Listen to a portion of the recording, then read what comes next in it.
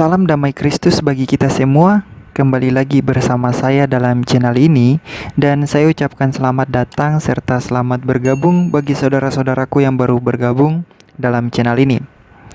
Saudara-saudara kita yang Muslim selalu mengklaim bahwa Muhammad adalah roh penghibur atau Roh Kudus dalam Alkitab. Bukan karena mereka tahu bahwa Muhammad adalah roh penghibur atau Roh Kudus, melainkan karena mereka berdiri pada pemahaman yang salah dan keliru tentang pribadi Roh Kudus. Ayat Alkitab yang menubuatkan roh penghibur yang adalah Roh Kudus, mereka asumsikan sebagai seorang manusia. Padahal perkataan itu terang benderang bahwa pribadi itu adalah roh, yang artinya tidak berwujud atau tidak memiliki tubuh jasmani. Hal ini dipicu oleh ketidakpahaman dan informasi ambigu dari Al-Quran mengenai Roh Kudus itu sendiri. Dengan kata lain, ketidaktahuan Al-Quran mengenai siapa Roh Kudus itu sendiri membuat Muslim kebingungan menetapkan siapa pribadi Roh Kudus. Jadi kali ini kita akan lihat bagaimana kontradiksinya Al-Quran dalam memahami Roh Kudus. Mari kita lihat beberapa ayat Quran yang akan menjelaskan pribadi Roh Kudus. Surah 19 ayat 17, lalu dia memasang tabir dalam kurung yang melindunginya dari mereka, lalu kami mengutus roh kami dalam kurung Jibril kepadanya, maka dia menampakkan diri di hadapannya dalam bentuk manusia yang sempurna. Dalam ayat ini, roh kami atau roh Allah ditafsirkan sebagai Jibril. Hal yang berbeda dinyatakan dalam surah 4 171 yang menyatakan bahwa sungguh Al-Masih Isa putra Maryam itu adalah utusan Allah dan dalam kurung yang diciptakan dengan kalimatnya yang disampaikannya kepada Maryam dan dalam kurung dengan tiupan roh darinya. Sehingga dengan kata lain, Isa adalah roh Allah juga selain daripada Jibril. Kita tahu bahwa tanda dalam kurung adalah penambahan yang diberikan dalam terjemahan, tetapi sebenarnya tidak ada dalam bahasa aslinya. Sebab jika kita berpatokan dengan tanda dalam kurung untuk beberapa ayat yang menggunakan tanda kurung ini, maka akan ada dua makna yang berbeda dalam ayat yang diberikan tanda kurung dengan ayat yang tidak diberikan tanda kurung. Tapi kita tahu bahwa penggunaan tanda kurung dalam terjemahan ini digunakan untuk menghindari pengajaran bahwa Isa benar-benar adalah Allah itu sendiri. Nah, dari sini Al-Quran sudah memiliki dua informasi yang saling bertentangan satu dengan yang lain mengenai roh Allah itu sendiri. Kalau untuk informasi yang pertama mengenai Jibril sih tidak jadi masalah, karena penambahan nama Jibril dalam kurung itu hanya menunjukkan siapa Roh Kudus dan tidak mengganggu makna ayat itu sendiri. Karena dalam beberapa ayat Quran juga melakukan hal yang sama, misalnya dalam surah 2:87 juga ditafsirkan sama tentang Roh Kudus adalah Jibril. Tetapi nanti kita bandingkan dengan informasi dari ayat-ayat yang lain. Sedangkan dalam informasi yang kedua mengenai Isa adalah roh Allah itu dimasukkan tanda dalam kurung yang akhirnya mengubah makna kalimat itu. Yang seharusnya makna itu dimaksudkan bahwa Isa adalah roh Allah, tetapi menjadi Isa adalah tiupan roh Allah. Ini adalah dua makna yang berbeda. Dan seperti yang kita tahu bahwa memang Islam menghindari untuk menyebut Isa adalah roh Allah sesuai ayat itu. Hanya ada dua alasan yang bisa menjelaskan ayat seperti ini yang diberi tanda kurung. Pertama, jika Al-Quran sempurna, maka tidak perlu ada penambahan dari manusia. Kedua, jika Al-Quran diwahyukan dari Tuhan yang benar, harusnya Tuhan berbicara dengan jelas supaya tidak ada penambahan dari manusia. Tapi karena Al-Quran bukan kitab yang sempurna, dan kitab dari Tuhan yang benar, maka manusia perlu menambahkan penjelasan yang kurang dari Tuhan yang mereka anggap mewahyukan Al-Quran. Selanjutnya, kita lihat lagi dalam surah 16 ayat 2 yang menyatakan bahwa Dia menurunkan para malaikat membawa wahyu dengan perintahnya kepada siapa yang dia kehendaki di antara hamba-hambanya. Di situ jika kalian melihat kata membawa wahyu, itu dalam bahasa aslinya menggunakan kata bilruhi, yang artinya adalah bersama atau dengan roh, bukan membawa wahyu. Saya tidak tahu mengapa diterjemahkan menjadi membawa wahyu. Apakah mungkin terjadi penipuan di sini untuk memelintir ayat ini? Hanya Muslim yang tahu. Dan kita lihat betapa munafiknya mereka menyatakan bahwa Alkitab sudah dirubah, tapi ternyata yang sebenarnya terjadi adalah kitab mereka sendiri yang mereka rubah. Jadi bisa dikatakan bahwa mereka adalah maling teriak maling.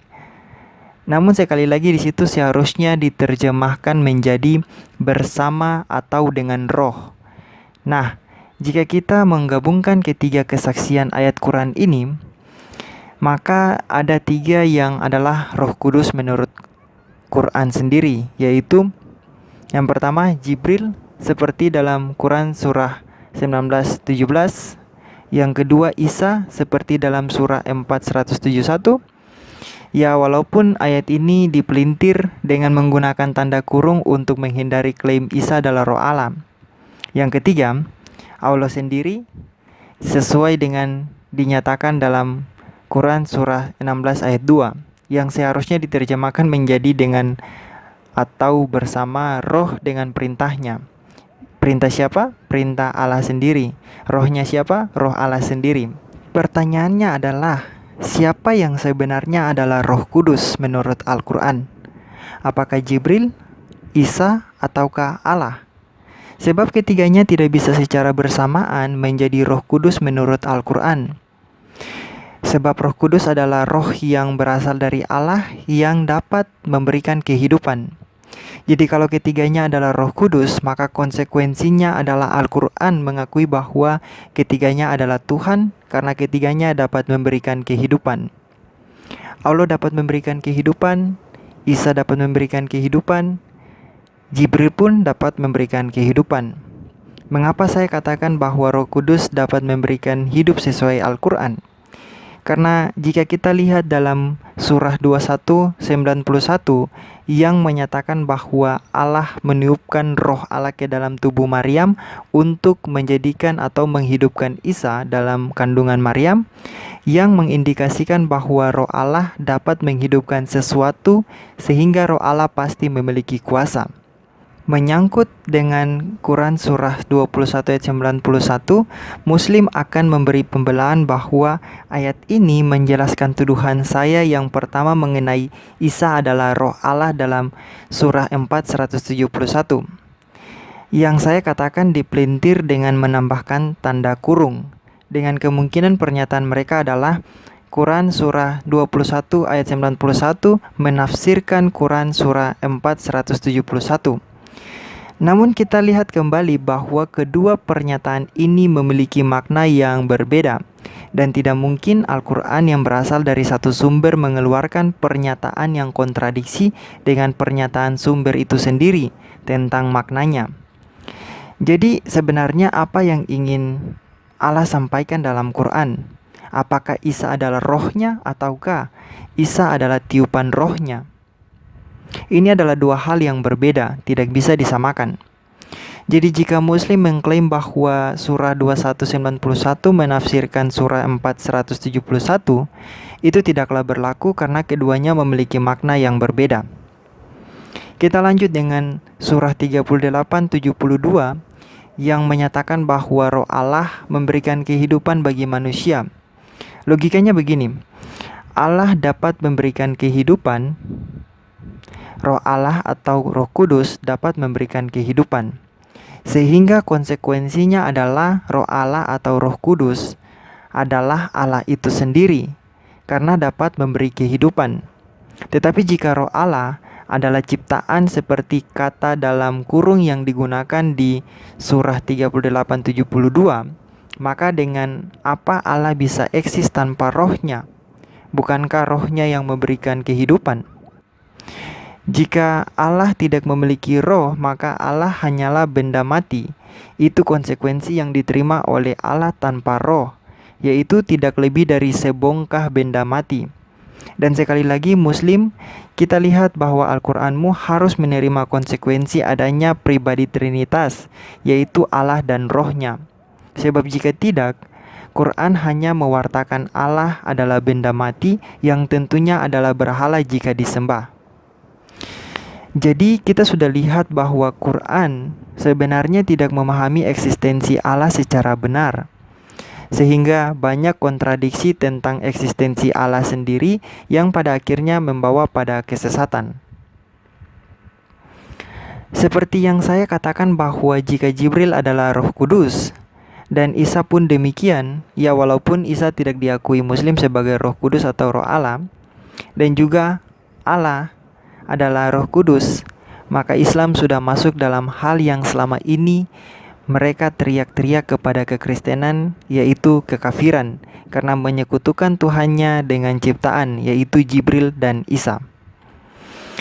Bukan hanya itu, kontradiksi mengenai roh yang dianggap sebagai Jibril ini terlihat dalam surah 19:17 dengan surah 3:45. Kontradiksinya adalah surah 19:17 menyatakan bahwa Allah mengutus rohnya yaitu Jibril kepada Maryam. Tetapi dalam surah 3:45 menyatakan bahwa para malaikatlah yang mengabarkan kepada Maryam tentang kelahiran Isa. Pertanyaannya adalah apakah para malaikat itu adalah roh Allah juga?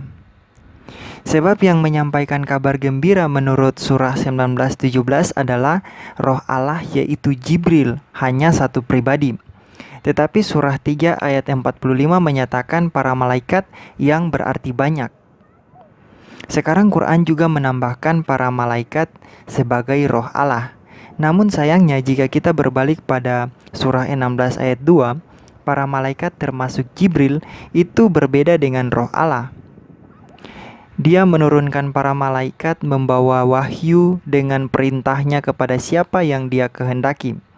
Seperti yang sudah saya jelaskan tadi bahwa kata wahyu dalam bahasa asli menggunakan kata ruh. Sehingga kita bisa melihat ada perbedaan antara malaikat dengan roh Allah. Karena ayat itu menyatakan dia menurunkan para malaikat bersama atau dengan roh dengan perintahnya. Al-Quran membedakan para malaikat dengan roh Allah. Sehingga kita lihat begitu banyak kesalahan dan ketidakkonsistenan Al-Quran dalam memahami pribadi Roh Kudus itu sendiri, yang membawa Muslim pada pemahaman keliru mengenai Roh Kudus dalam Alkitab. Jadi saya dapat membuatnya seperti ini. Quran menyatakan bahwa Roh Kudus adalah Jibril. Isa, ya walaupun dipelintir ayatnya oleh Muslim sendiri dengan menambahkan dalam kurung. Dan Allah adalah Roh Kudus juga seperti yang tertulis dalam surah 19:17, 4:171, 16 ayat 2. Dan Roh Kudus ini dapat memberikan kehidupan sama seperti Allah, seperti dalam surah 21:91 dan surah 38 ayat 72. Konsekuensinya, karena Roh Kudus dapat memberikan kehidupan seperti Allah, maka Roh Kudus adalah Allah itu sendiri. Sebab Allah adalah benda mati jika Roh Kudus adalah ciptaan. Jadi, jika yang dianggap sebagai Roh Kudus yaitu Jibril dan Isa, jika Isa juga termasuk, dan juga Allah, maka Muslim masuk kepada menyekutukan Allah dengan makhluk. Bagaimana dengan Alkitab memahami Roh Kudus dan Gabriel yang membawa berita bagi Maria? Alkitab tetap konsisten bahwa Roh Kudus berasal dari Allah yang adalah Allah itu sendiri, bagian dari pribadi Allah, dan dia bukanlah Gabriel yang membawa kabar bagi Maria. Roh Kudus tetaplah Roh Kudus dan Gabriel tetaplah Gabriel.